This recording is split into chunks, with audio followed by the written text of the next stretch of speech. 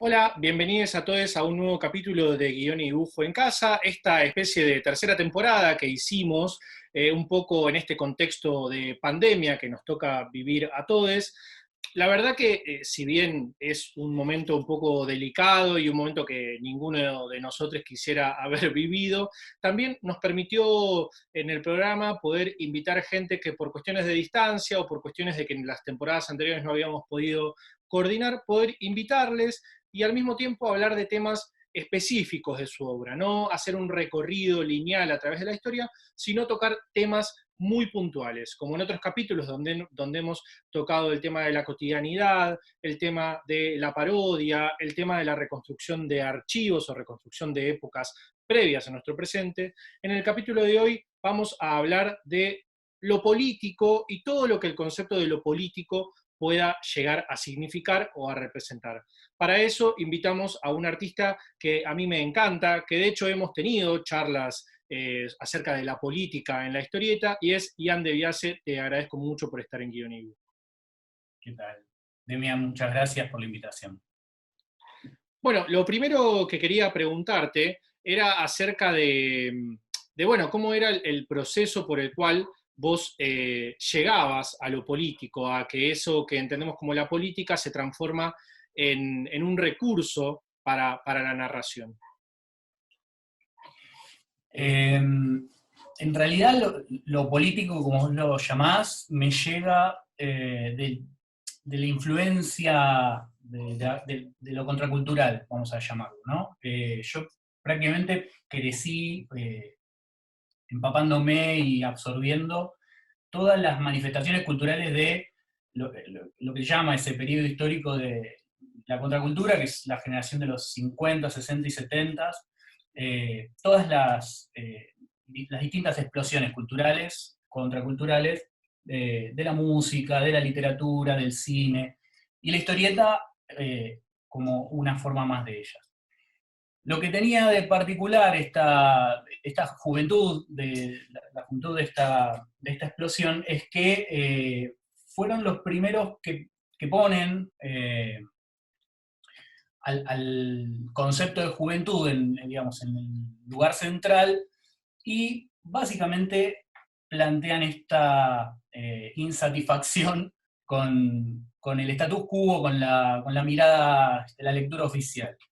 Eh, Eso se convierte en activismo político y activismo artístico. Lo que a mí me convocó por ahí de- de este tipo de miradas es que reúnen o entienden estas dos facciones del ejercicio político y del ejercicio artístico como parte de una misma cosa. Eh, yo creo que a partir de ahí es que empecé estoy hablando de cuando era chico, adolescente, a partir de ahí empecé a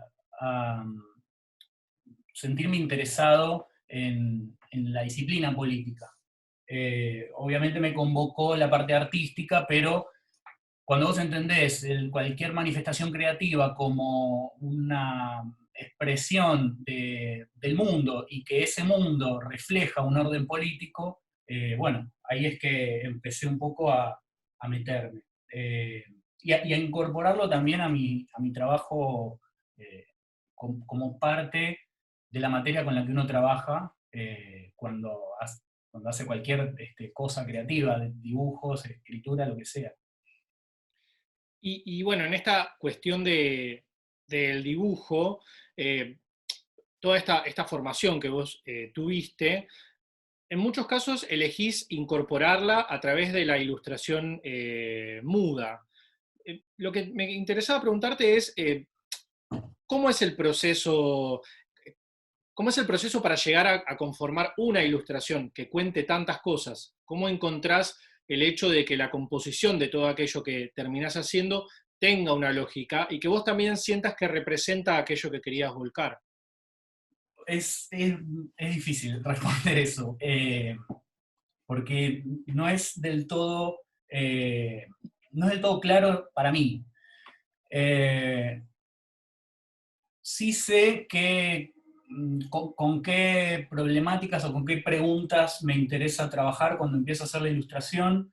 En general tiendo a buscar relaciones entre distintos significados, pero no siempre creo que la ilustración refleja o expresa una única cosa, y eso me lo confirma que mucha gente de pronto me da devoluciones que son cosas que yo de pronto no había pensado. Una ilustración que yo de pronto creo que es bien clara o que dice alguna cosa, bueno, después no necesariamente es solamente así.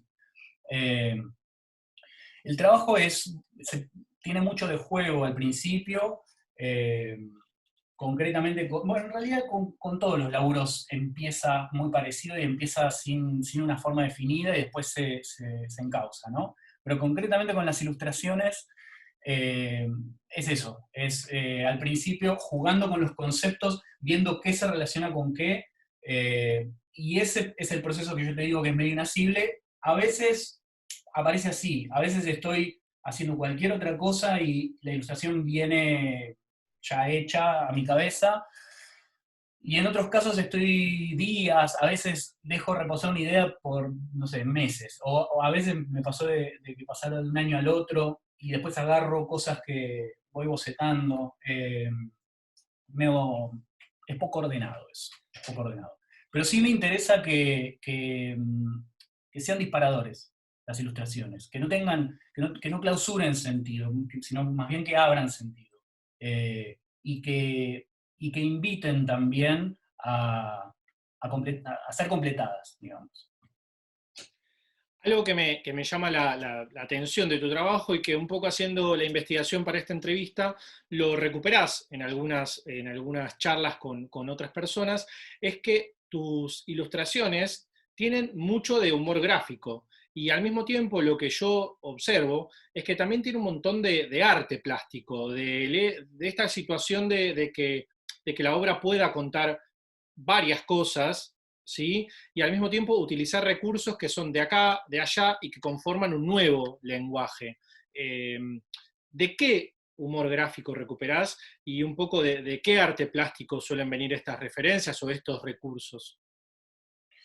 Eh, humor gráfico, de nuevo, no es tan consciente esa combinación. Sí, sí, lo que pasó fue que yo venía haciendo, antes de que empezara a hacer las ilustraciones, que después compilé en 2 libros, yo venía haciendo una tira de humor para una publicación periódica de una gente amiga, y me pasó que el humor es un lenguaje en el que me muevo con comodidad, me gusta, pero llegó un punto en donde yo me sentía muy agotado. ¿Viste?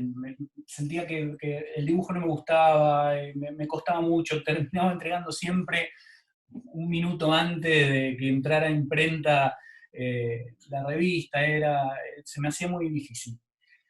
Y un poco para motivarme,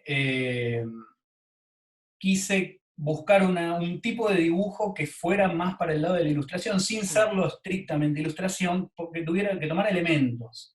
Eso me iba a obligar a mí a agarrar con tiempo el trabajo. En realidad empezó así, obligándome a un tipo de estética que no pueda sacar a los pedos en 20 minutos, pero manteniendo la impronta del humor. Entonces ahí es que nace esta idea de combinar quizás lo que podría ser una viñeta humorística, pero con un tipo de dibujo que va más por el lado de la ilustración.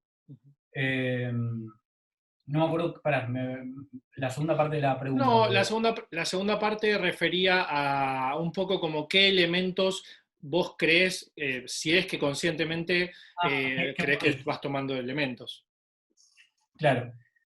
No, bueno, volviendo a lo que te decía antes, yo creo que los autores que más me influenciaron no son quizás de historieta más clásica, sí son del humor gráfico, junto con gente de otras disciplinas por ahí.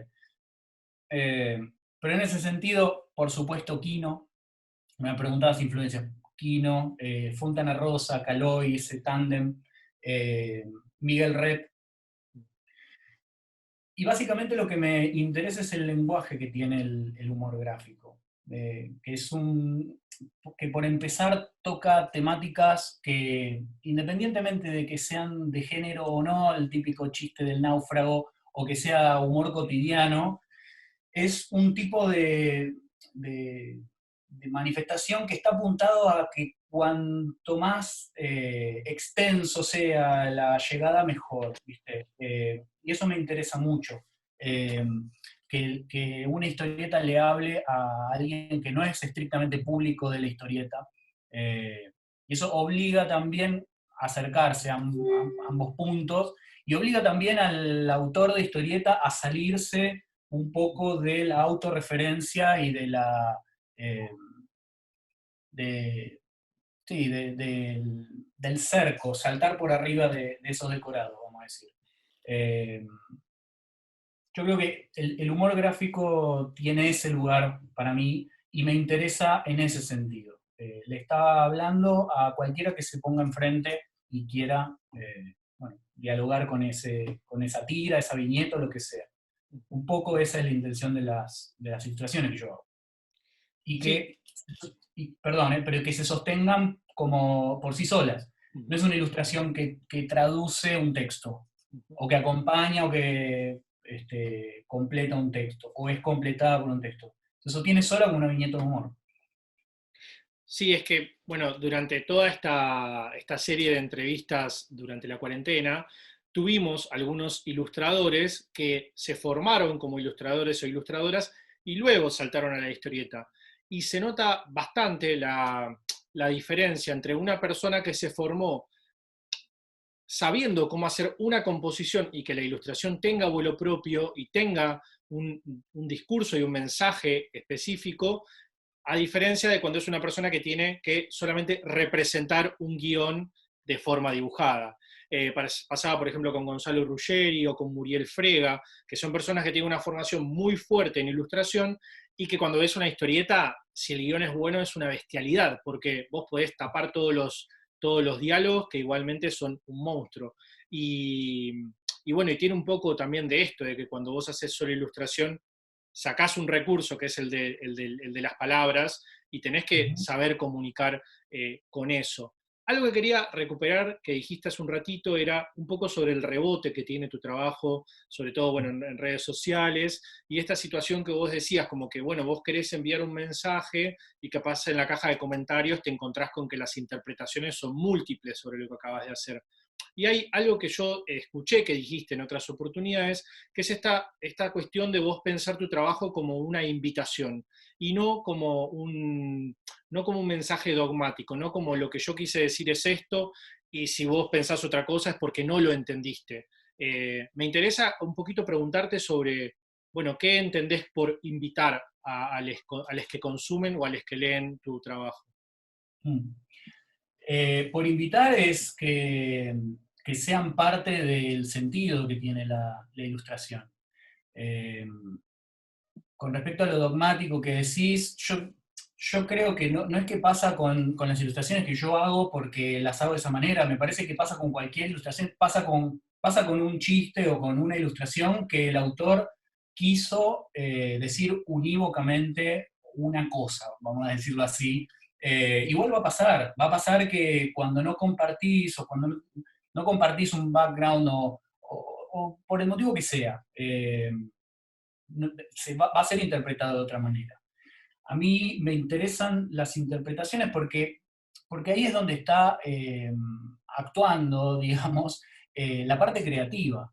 Es igual de creativo el hecho de la interpretación de una imagen como el hecho de fabricarla y de hacerla. Las dos cosas son creativas. Y a mí me parece que cualquiera de las dos cuestiones creativas se encuentran con la otra parte. Y ahí es donde sucede algo que es interesante, que también nos remite a lo que te decía al principio de las nociones de la contracultura. Entender la belleza como, no como una cuestión solamente estética de un lujo que se pueden dar los que tienen tiempo para, no sé, para tiempo de ocio, que puedan conectarse con la belleza. La belleza una noción que lo que hace es devolverle a la vida una dimensión sensible.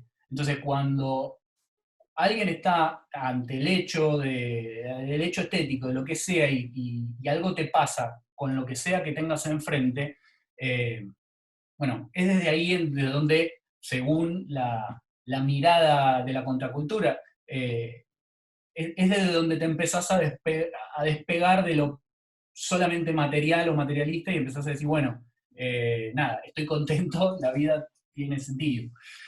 En ese gran marco altisonante, creo que cualquier chiste, cualquier ilustración, cualquier tira, cualquier manifestación que vos hagas, necesariamente necesita al otro, necesariamente lo invita al otro, lo contiene, y lo tiene no solo por destinatario, lo tiene desde el nacimiento, lo tiene en cuenta. Por lo menos así es como yo veo las cosas que yo hago. Yo también eh, soy, tengo para mí que lo que hago está dentro del paradigma de la comunicación, ¿viste? No es el paradigma artístico puramente, bueno, hago porque lo hago para mí, o yo no es eso, no es así como trabajo, no es que dibujo para mí las ideas que yo pienso y es todo para mí, no, yo pienso que eso se va a completar con alguien, que alguien lo va a ver, que alguien lo va a, no sé, alguien lo va a transitar. De la misma manera que yo vivo y absorbo, transito y comento y recomiendo lo que yo consumo como consumidor. Eh, entonces, bueno, es en ese sentido que digo que son invitaciones, porque irremediablemente cualquier imagen es una invitación. Pero bueno, en mi caso soy súper consciente de eso y me gusta que aporten las miradas. Me gusta mucho eso. En general trabajo con problemáticas, qué sé yo, es eso. No dicen una sola cosa, ni siquiera para mí. Sí, es que me interesa esto que decís, porque, por ejemplo, yo me especializo en museología, en historieta y en museología. Tengo formación antropológica y suelo investigar sobre eso. Entonces, como que me interesaba mucho esta cuestión del aura, del arte, eso que, bueno, que Claro, es ya un concepto súper de modé, pero también me llamaba la atención con esta cuestión de exponer arte en redes sociales, que es, bueno, en cuarentena es el lugar donde se puede exponer y consumir arte, y esta cuestión de muchos artistas de no estar dispuestos a la respuesta, ¿no? De no estar dispuestos a la conversación o al diálogo, que hoy en día en redes sociales medio que no te queda otra, salvo que cierres la caja de comentarios o que realmente no estés dispuesto a recibir esa respuesta. Obviamente no estoy hablando de respuestas violentas, ¿no? O sea, de ninguna manera me refiero a eso, pero sí me interesaba esta cuestión que vos decías de la invitación, claro. porque realmente, o sea, la multivocalidad o la multiinterpretación que puede tener un dibujo me parece que es súper enriquecedor hoy en día. Algo que te No, si quería... no es, Perdón, sí. No, decime. no, si no es pensarlo en una relación súper vertical. O sea, Ujú. yo voy a que el autor me diga qué quiere decir y que me lo explique y me quedo con eso y es, no sé, no sé si es interesante eso. Ujú. No es interesante. Eso. No, es que aparte me parece interesante porque, bueno, hemos visto un montón de muestras en el último tiempo sobre un chiste de personas muy importantes y que ese chiste no causa gracia. O sea, de hecho, hasta yo podría pensar que no son chistes. Entonces, como está un poco esto que vos decías de que ya no te pueden decir de manera tan lineal de qué te tenés que reír, qué te tiene que gustar, cómo lo tenés que interpretar, cuándo no te tiene que gustar, qué es bueno, qué es malo, qué es negro, qué es blanco, ya eso un poco se ha perdido en esta posibilidad también de dar respuesta a las cosas, o sea, que si publicás algo que no gusta, los consumidores tienen una posibilidad de respuesta un poco más abierta Claro. que hace muchos años. Es que en Algo, ese encuentro es donde está lo político. exacto, Eh, yo no, hay algo que esto por ahí se puede confundir con que toda opinión es válida o todo, digamos, toda mirada sirve para explicar una ilustración o cualquier cosa. Yo no creo en eso. Pero sí creo que en el juego de, bueno, poner en relación una mirada con otra, ahí es donde se da, y bueno, ya que el marco de toda esta charla es lo político, es eso. O sea, cuando hablamos de política en el humor, se trata de eso, se trata de cómo son las interpretaciones, se trata de qué tipo de lecturas haces vos como que está mirando el chiste, el autor sobre su propio chiste, y también cuál es la lectura de el chiste, la ilustración o lo que sea sobre el mundo. ¿Cuáles son las lecturas del mundo que están primando? ¿Qué tipo de lectura de mundo estás vos delineando y reforzando? ¿A cuál lectura del mundo vos señalás o criticás? Ujú. Bueno, ahí está lo político del asunto, para decirlo bien en concreto, es eso. Entonces no se puede cortar. Ese juego no se puede cerrar, al contrario.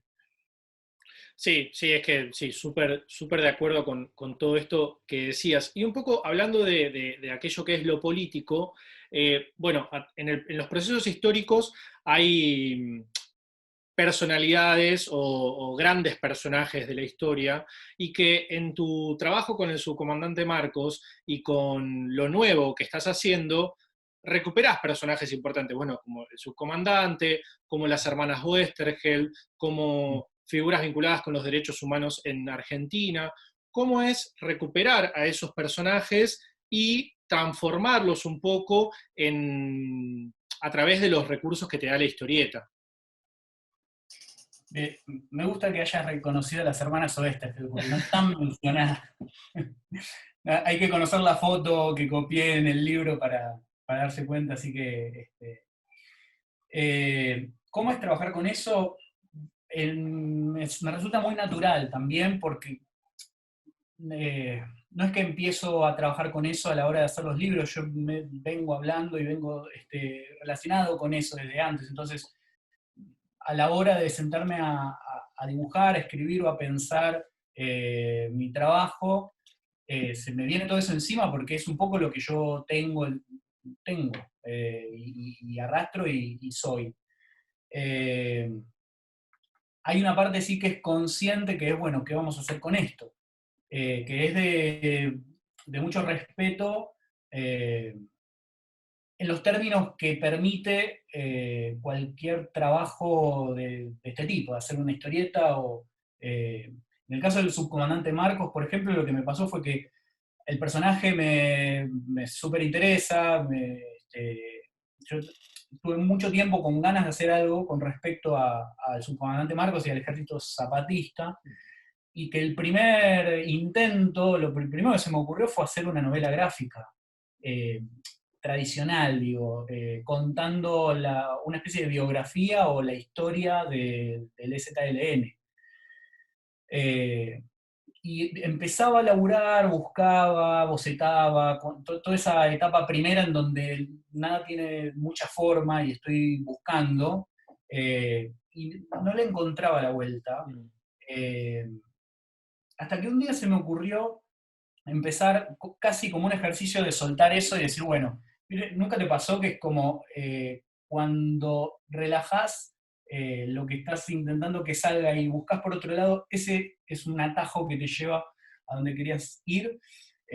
Entonces empecé a ilustrar los textos de él, que de hecho lo primero que hice del libro que está publicado es el capítulo 1, fue lo primero que empecé a ilustrar en este sentido. Digo, bueno, ya fue, voy a agarrar los textos con los que me pasan un montón de cosas y voy a empezar a ilustrarlo.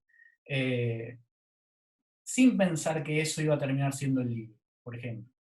Y a medida que avancé, bueno, terminé ese texto, hice otro más, y ahí es cuando se me ocurrió directamente dejar la voz en primera persona de Marcos y acompañarlo con los dibujos. Y así se fue armando el texto.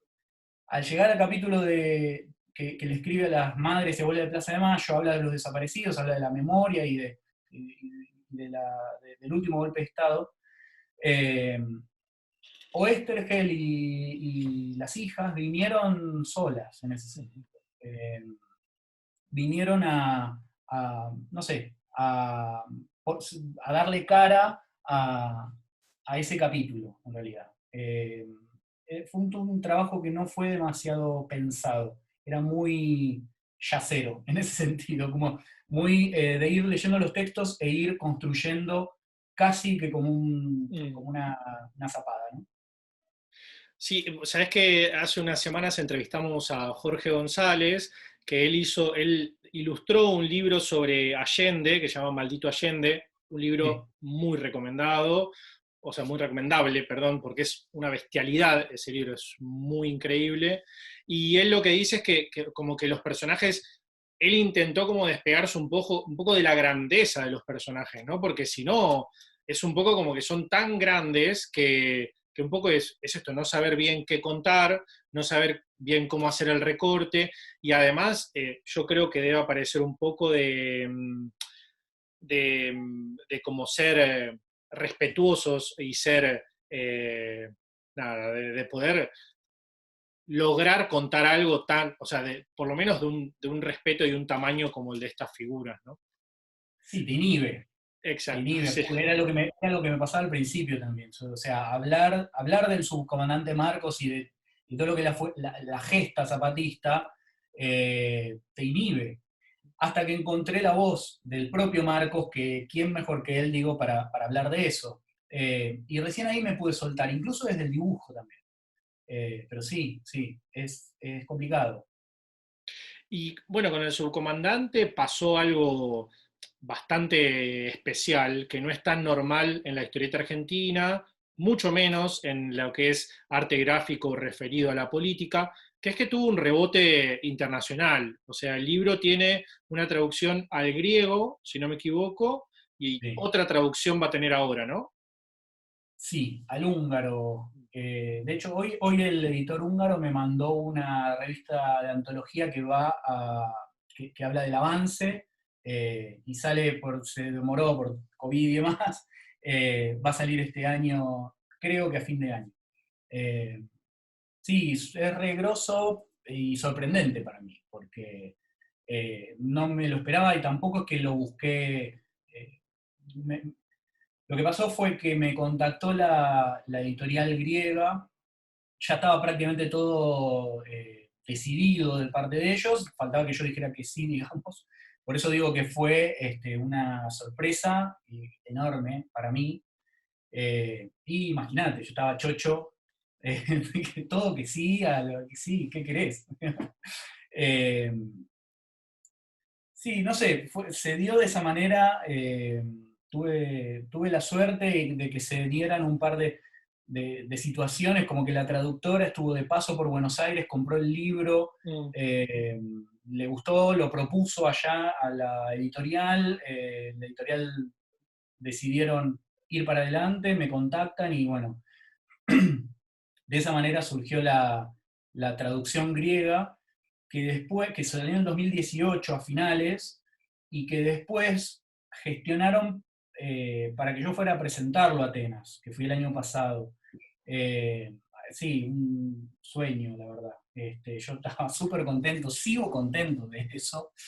Eh, y la presentación allá fue muy loca porque obviamente fue un montón de gente convocada por la figura de subcomandante Marcos, obvio, pero me encontré yo no conocía Atenas la primera vez que iba, eh, y me encontré que en un montón de cosas somos muy parecidos, ¿no? O sea, hay cosas que uno piensa que te definen o qué sé yo, y en realidad pasan en todos lados.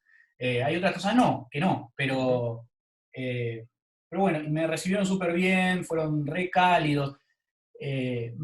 Tenía gente amiga que me decían que los griegos son muy cálidos, no sé, como se parecen a nosotros, me parecía raro, no tenía ninguna referencia yo, pero la verdad que me trataron súper bien y que sí, la pasé muy bien, comí muy bien. Eh, la presentación estuvo bárbara, ¿saben? Por lo menos la gente que fue a la presentación del libro me hicieron un montón de preguntas, no solamente sobre Chiapas y la realidad política de México, en ese momento acaba de asumir López Obrador, eh, sino preguntas de Argentina, de Latinoamérica. La verdad estuvo buenísimo, estuvo genial, sí. Y la edición húngara fue un desprendimiento de eso. Mm. Eh, Y ahora hay, bueno, hay un par de cosas dando vueltas, pero sí, la verdad que es una suerte muy grande, sí, estoy muy contento. Algo que te quería preguntar, de hecho esto es una pregunta que no te mandé, es algo que suelo hacer, es preguntarte por cómo le escapás, cuando agarrás estos personajes, cómo escaparle a lo que es meramente biográfico, que es lo más común, ¿no? Lo más común es tomar la historia, hacerlo en orden y sacar el libro como medio máquina de hacer chorizos. Pero vos un poco le escapás a eso, intentás encontrarle como una vueltita y no caer solamente en la reconstrucción de hechos y dibujar encima, ¿no? Bueno, en el caso de Subcomandante Marcos, la decisión fue esa. La Mm, decisión fue no seguir el orden biográfico y abocarme a acompañar los textos, que hay que decir quizás que los textos de Marcos son cartas abiertas, son comunicados y son discursos públicos. Entonces, en los discursos hace referencia, por ejemplo, a, no sé, a campañas o a sucesos de la historia de México y de la historia del propio ejército zapatista, que de pronto en el marco de, de un discurso político vos haces referencia a, no sé, en el levantamiento de tal cosa, o no sé, cuando hicimos la otra campaña, dice su comandante Marcos en un momento. Y en ese momento yo tuve la pregunta, me apareció de decir, bueno, ¿qué hago? ¿Pongo un asterisco, una llamada? ¿Explico qué es la otra campaña? Eh, y al final decidí que no. O sea, supuse que si alguien está leyendo, como me pasó a mí la primera vez de leer y de pronto no saber a qué hacer referencia, bueno, hoy desde el celular o desde cualquier lugar, si tenés ganas de reponer esa información, la buscás, y no romper esa magia de que sea el discurso de él. Eh, También la tuve bastante fácil, vamos a decir, porque Subcomandante Marcos es un escritor de la zamputa, ¿viste? O sea, tiene una pluma zarpada, de la altura de cualquier escritor que se hace célebre solo por lo que escribe. En el caso de Marcos, vos tenés un tipo que es célebre por lo que escribe, pero también por lo que hizo. Pero entonces, digo, yo desde el dibujo lo único que tenía que hacer era devolverle las pelotas como si fuesen dos instrumentos zapando. El que lleva el ritmo es él, el que sabe dónde empieza y dónde termina la cosa es él, y es, mm. bueno, se trata de no hacer muchas cagadas en el medio, acompañarlo lo mejor posible y el libro iba a resultar bien. Eh, Creo que el único mérito que me puedo tomar es decir, bueno, lleva la voz, digamos, como Ujú. no querer hacer una biografía. Sí, sí, sabes que, bueno, eh, para mí, o sea, a mí me gustan mucho los libros que mezclan, sea el dibujo o sea la historieta, con estos personajes y estos procesos históricos. Tengo varios libros que van por ese lado, Evita, El Che Guevara de Westergeld, Rodolfo Walsh de C.J. Camba y Gonzalo Penas, todos libros que eligen a estos personajes y un poco los recuperan en el formato de historieta. Lo que te quería preguntar es, eh, si vos sos lector de esos otros libros, y cómo ves la convivencia de lo que vos haces con esos otros, con esas otras obras que un lector tiene disponible. Sí, soy lector. De hecho, los tres libros que nombraste me parecen librazos. Evita, El Che y Rodolfo Walsh en historietas me parecen trabajos muy, muy buenos, muy interesantes. E incluso El Che de Oestergel y los Breccia fue un poco la inspiración, el punto de partida para Subcomandante Marcos. Eh, Ahí en Che hay una libertad estética eh, que fue un poco la idea de- la idea base para ser Subcomandante Marcos. De hecho, hay partes sobre todo el capítulo en donde habla de la Argentina, particularmente esas viñetas que vos decías de la familia Oester, bueno, de ese capítulo que el dibujo copia Mm. bastante al dibujo de Brecha de esa época. Eh, Sí, la verdad me interesa cuando la historieta toca, se mete en lugares en donde no, eh, en donde te puede conducir a barrios nuevos.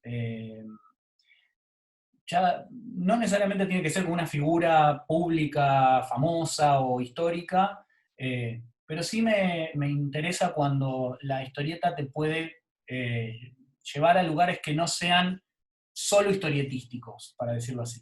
Pero me interesa la historieta de eso y me interesa del cine, de la música, de la literatura, de donde sea, de poder, no sé, tener sorpresas en el medio, está buenísimo. Sí, es que, bueno, en esta lo traigo mucho a Jorge porque es alguien que construye espacios, a Jorge González, Sí. y él decía como que también los personajes, como que hay un equilibrio entre los personajes y el momento en el que vivieron, como que los personajes hablan de un momento, pero también los momentos hablan de los personajes, como Ujú. hace un tiempo leí el libro de los Westergeld, que es un libro impresionante, y te das cuenta cómo la familia Westergeld tenía una importancia bastante relevante en la militancia, pero también sirve como una excusa para hablar de un momento súper complejo de la historia argentina. Eh, por ejemplo, en el Che o en Rodolfo Walsh, el de Rodolfo Walsh es impecable porque no cae, otra vez, no cae en una linealidad de nació, murió, sino que va entremezclando momentos y también permite que estos personajes puedan hablar de un pedazo de la historia. Me parece que eso es lo más rico, es no caer en una mera biografía donde pareciera que la historia se va marcando por los personajes, cuando en realidad es al revés. Los personajes van siendo marcados por la historia, ¿no? Sí. Bueno, y esto también se conecta con lo que hablábamos antes de generar lecturas. Cuando vos estás leyendo la historia de la biografía de X, estás buscando un poco quién sos vos. Por supuesto, estás leyendo dónde nació X y qué hizo, etcétera, cuál es la mirada del autor sobre eso, cómo era el mundo de ese entonces. Pero todo eso tiene sentido si vos internamente lo estás trasladando a cómo es el mundo hoy y cómo es uno.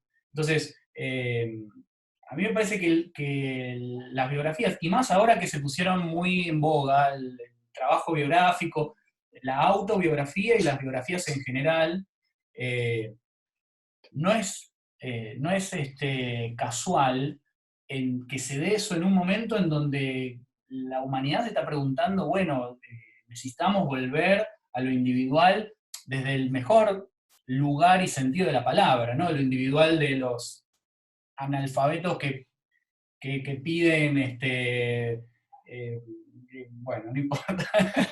Eh, no desde el lugar de Alfredo Casero. Lo individual desde el lugar de, bueno, le individue, las preguntas que uno se hace de, bueno, cómo construimos la sociedad, cómo construimos la relación con los demás, cómo nos construimos a nosotros mismos.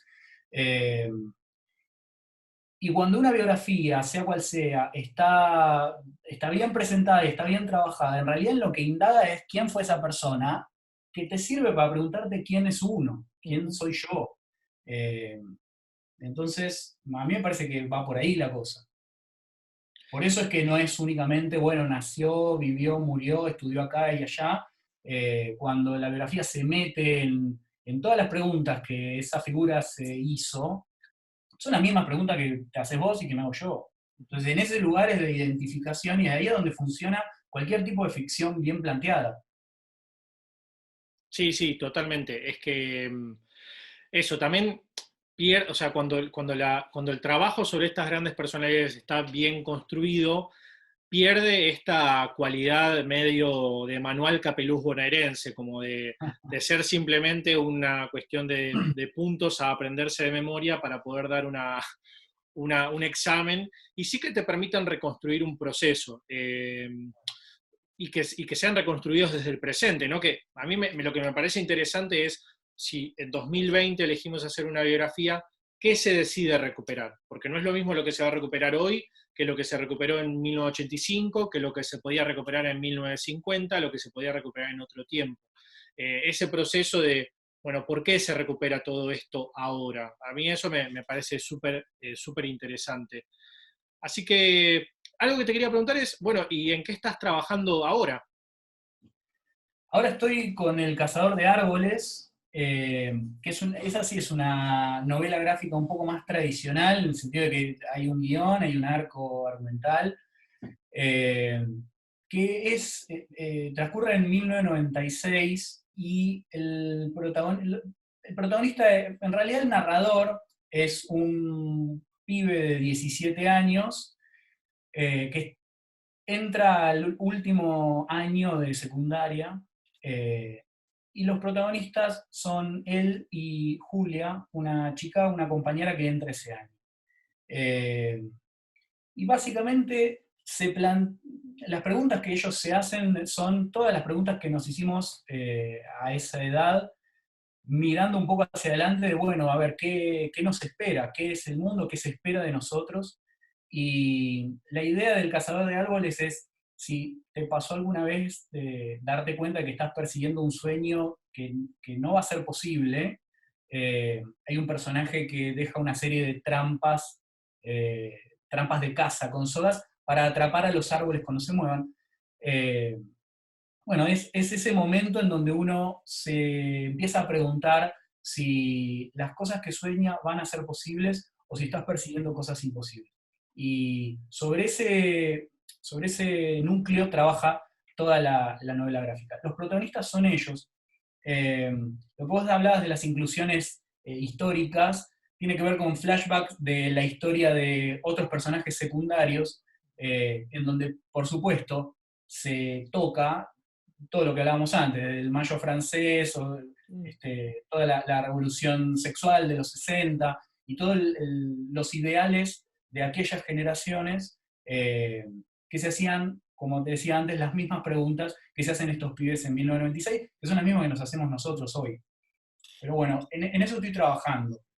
Y también estoy dibujando una novela gráfica que es autobiográfica, que el guión es de Cristian Blasco, Mm. un amigo que tuvo una experiencia, bueno, y cuenta, no quiero contar mucho porque el guión no me pertenece, eh, pero en donde cuenta una experiencia muy importante de su vida y yo la estoy dibujando. Bueno, muy bueno. Estaremos atentes a todo lo nuevo que vaya saliendo. Esperemos que sea pronto. No sé si todos esos planes están afectados por la cuarentena. Absolutamente. De hecho, el cazador de árboles tenía fecha de este año. Vamos a ver si se normaliza todo. Me encantaría que fuese el año que viene. Eh, estoy con eso. Y estoy también haciendo una cosa ahora me hiciste acordar que debo eso, la puta madre. Estoy haciendo una compilación de ilustraciones para la misma editorial húngara, Mm. que va a ser un informe sobre Corazón Sputnik. Y va a ser un relato, como una novela corta que combina las ilustraciones. En eso me voy a tener que poner pronto. Bueno, muy bien, estás muy a full. Pero bueno, la verdad que es, no sé, para mucha gente dice que es el momento en el cual hay que explotar la creatividad. A veces no hay tantas ganas, ¿no? De que eso Sí, aparezca. cada uno, no sé, a mí me sirve canalizar la ansiedad. Tiendo a necesitar frenar más que a necesitar arrancar. Entonces, estas épocas me encontraron llenándome de proyectos y de cosas. Bueno, Ian, muchísimas gracias por haber estado en Guión y Dibujo. La verdad que me encanta lo que haces y me interesaba mucho recuperar esta cuestión de cómo entra lo político, los personajes, la reconstrucción y también esto del contacto con los lectores, como que lo tenés muy presente, está todo el tiempo ahí y me interesaba poder recuperarlo. Así que muchísimas gracias por haber estado en Guión y Dibujo. Bueno, muchas gracias a vos por la invitación. Un placer. Posta, un placer. Bueno, y a todos nuestros seguidores, muchas gracias por haber estado. Ya estamos llegando al final de esta tercera temporada.